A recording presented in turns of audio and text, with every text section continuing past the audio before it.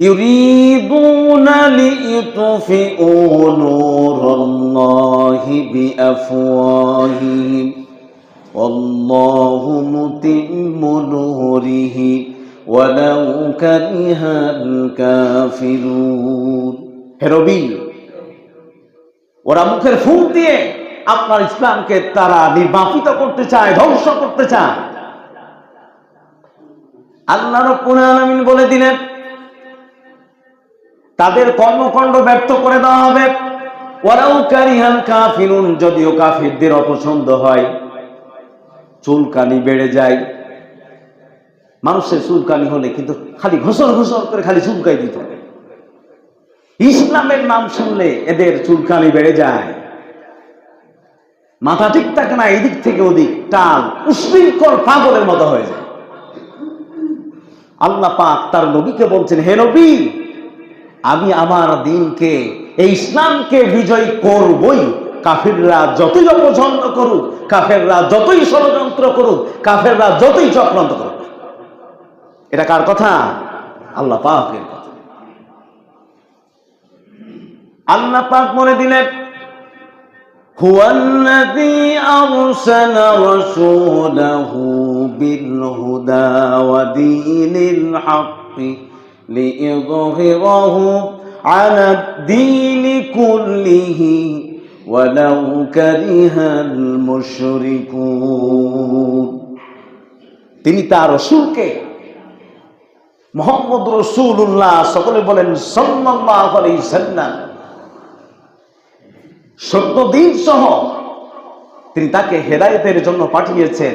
পৃথিবীর যত ধর্ম আছে, যত মত আছে, যত দল আছে, সব দলের উপর তাকে শ্রেষ্ঠত্ব দান করা হয়েছে। যদিও কাফেররা, মুশরিকরা তা অপছন্দ করে।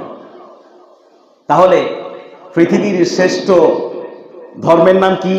ইসলাম। পৃথিবীর শ্রেষ্ঠ ধর্মের নাম কি? এই ইসলামই হলো পৃথিবীর শ্রেষ্ঠ দল। পৃথিবীতে যত দল আছে, ইসলাম ব্যতীত পৃথিবীতে যত মত আছে, যত দল আছে, যত তরিকা আছে, সমস্ত তরিকা হলো জাহান্নামী তরিকা।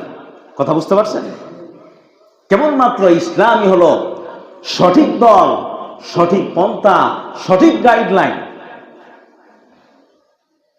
আমার বন্ধুগণ, আল্লাহ পাক বলে দিলেন, আমি কি তোমাদেরকে এমন একটা ব্যবসার কথা বলবো না, যেই ব্যবসা জাহান্নামের কঠিন পীড়াদায়ক শাস্তি থেকে তোমাদেরকে রক্ষা করবে। তা হচ্ছে তুমিনুনা বিল্লাহি ওয়া রাসূলিহি ওয়া তুজাহিদুনা ফি সাবিলিল্লাহি বিআমওয়ালিকুম ওয়া আনফুসিকুম, যালিকুম খায়রুল লাকুম ইন কুনতুম তা'লামুন। যদি তোমরা আল্লাহ এবং তার রাসূলের প্রতি ঈমান আনো, আর রাসূলের জীবন আদর্শ যদি তোমাদের পরিবার থেকে, সমাজ থেকে, পোর্ট থেকে, সমন্বয় থেকে, সংসদ থেকে, অফিস আদালত, কোর্ট কাচারি যা আছে সবগুলি যদি সেখানে প্রয়োগ ঘটাও, তাহলেই তোমাদেরকে কঠিন আযাব থেকে আমি তোমাদেরকে রক্ষা করব। এর অর্থই হলো, রাসূলের বিধান প্রয়োগ করার অর্থই হলো আল্লাহর হুকুম অনুযায়ী চলা, আল্লাহর বিধান অনুযায়ী চলা। শুধু নামাজ রোজা করবো ভাই, নামাজ রোজা করে আমরা জান্নাতে যেতে পারবো না, আমরা ঈমানের দাবি করতে পারবো না। আল্লাহ রাব্বুল আলামিন বলে দিলেন, এর প্রয়োগ যদি ঘটাও, কোরআনের আইন যদি সমাজে চালাও, দেশে চালাও, আল্লাহ রাব্বুল আলামিন দুইটা জিনিসের গ্যারান্টি দিলেন। চিন্তা থাকবে না, দুশ্চিন্তায় ভুগবে না। আল্লাহ পাক বলেন, ফামান তাবিআ হুদা ইয়াফালা খাউফুন আলাইহিম ওয়ালা হুম ইয়াহজানুন। যদি কোরআনের আইন দিয়া যদি দেশ চালাও, সমাজ চালাও, রাষ্ট্র চালাও, যদি গ্রাম মহল্লা পাড়ার এর শাসন ব্যবস্থা যদি মেনে নাও, সে অনুযায়ী যদি জীবন যাপন পরিচালনা করো, আল্লাহ পাক বলেন তাদের জন্য কোনো ভয় থাকবে না, কোনো চিন্তারও কারণ থাকবে না। কিসের চিন্তা থাকবে না?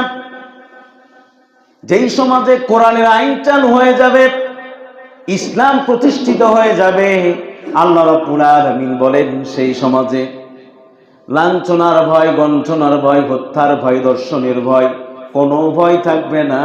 ওয়ালা হুম ইয়াহজানুন, ওই সমাজের মানুষের মধ্যে কোনো চিন্তাও থাকবে না। কিসের চিন্তা থাকবে না? যেই সমাজে কোরআন আইন চালু হয়ে যাবে, এর অনুশাসন যারা মেনে চলবে, এ অনুযায়ী জীবন যাপন পরিচালনা করবে, আল্লাহ রাব্বুল আলামিন বলেন ওই সমাজের খাওয়া পড়া, শিক্ষা, চিকিৎসা, বাসস্থানের কোনো ভয় থাকবে না। ইসলামী সমাজ তার গ্যারান্টি দেবে। সুবহানাল্লাহ। বিশ্বনবী মুহাম্মদ রাসূলুল্লাহ সাল্লাল্লাহু আলাইহি সাল্লাম সেই সোনার সমাজ, সোনার দেশ গঠন করেছিলেন। আমাদের দেশের নাম কি? সোনার বাংলাদেশ না? ওই মদিনার নাম ছিল ইয়াসবির। বিশ্বনবী মুহাম্মদ রাসূলুল্লাহ সাল্লাল্লাহু আলাইহি সাল্লাম তিনি যখন মদিনায় প্রবেশ করলেন, ওই ইয়াসবিরের নাম হলো সোনার মদিনা। কি দিয়ে তিনি করলেন? কোরআন দিয়ে। আমার বন্ধুগণ, পৃথিবীতে আমি এর আগেও বলেছি, ইউনেস্কো তৈরি হয়েছে, জাতিসংঘ ৭ তৈরি হলো, পৃথিবীতে আন্তর্জাতিক অপরাধ ট্রাইব্যুনাল, এরকম কত সংস্থা তৈরি হলো। পৃথিবীতে কি শান্তি আসছে বলেন? শান্তি কি এসেছে? শান্তি আসেনি। আজকে আপনি ভারতের মুসলমানদের দিকে দেখেন, চীনের উইঘুর মুসলমানদের দিকে দেখেন, ফিলিস্তিনের দিকে দেখেন, বার্মার মুসলমানদের দিকে দেখেন, আপনার দেশে বসে আছে রোহিঙ্গাদের দিকে দেখেন। পৃথিবীর মুসলমানরা আজকে লাঞ্ছিত, অপমানিত। আজকে কোথাও শান্তি নাই, শান্তি তারা দিতে পারে নাই। পৃথিবীতে কোনো দল, পৃথিবীতে কোনো সংস্থা শান্তি দিতে পারে না কেবলমাত্র কোরআন ছাড়া। বিশ্বনবী মুহাম্মদ রাসূলুল্লাহ সাল্লাল্লাহু আলাইহি সাল্লাম যে মানুষগুলি চুরি করত, হত্যা করত, মানুষ খুন করত, যারা ছিল নারী সতীত্বের জম, যারা নারীদেরকে জীবন্ত কবর দেওয়া হতো, এই মানুষগুলি পৃথিবীর শ্রেষ্ঠ মানুষ হলো সোনার সোনার সোনার মানুষে তারা পরিণত হলো। ওই দেশকে একটা সোনার মদিনা তৈরি হয়ে গেল। সুবহানাল্লাহ। এটা কিসের কারণে? কোরআনের কারণে, কোরআন হুকুম প্রতিষ্ঠার কারণে।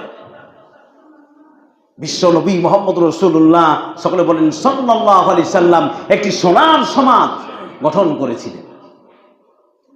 সুতরাং ভাইজান, পৃথিবীতে কেবলমাত্র শান্তি দিতে পারে, শান্তি দিতে পারে আল্লাহর হুকুম এবং শরীয়তের আহকাম। আল্লাহর বিধান ছাড়া আপনি পৃথিবীতে শান্তি আসতে পারে না। আল্লাহ রাব্বুল আলামিন বলেন ومن أظلم ممن افترى على الله الكذب وهو يدعى إلى الإسلام والله لا يهدي القوم الظالمين। তার চাইতে আর বড় জালেম কে আছে? সত্য আসার পরে, ইসলাম আসার পরেও সে সত্যকে মেনে নিতে অস্বীকার করেছে, মুখ ফিরিয়ে নিয়েছে, সে চলে অহংকার করে, সে ইসলাম থেকে দূরে সরে যায়। তার চাইতে আর বড় জালেম কে আছে? আর আল্লাহ পাক জালেমদেরকে পথ প্রদর্শন করে না।